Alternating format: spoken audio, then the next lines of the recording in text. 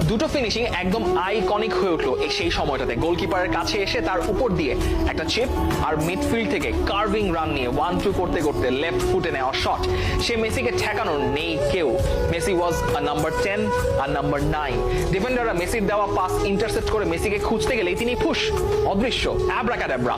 এই জন্যই গার্দিওলা একবার জার্নালিস্টদেরকে বলেছিলেন, মেসিকে নিয়ে লেখার চেষ্টাও করবেন না, বর্ণনাও করার চেষ্টা করবেন না, শুধু ওকে দেখে যান। বার্সা বোর্ডে একটা বড় পালা বদল হলো। সান্দ্রো রসেল আসলেন, ইয়োহান ক্রুইফের সঙ্গে ঝামেলা করলেন। গার্দিওলার সঙ্গে একটা শীতল সম্পর্ক তৈরি হলো। গার্দিওলাও চলে গেলেন। টিটো ভিলানোভা এলেন, অসুস্থ হলেন। টাটা মার্তিনো এলেন। তখন মেসি দলে বেশ ইনফ্লুয়েন্সিয়াল একজন ফিগার হয়ে উঠেছেন।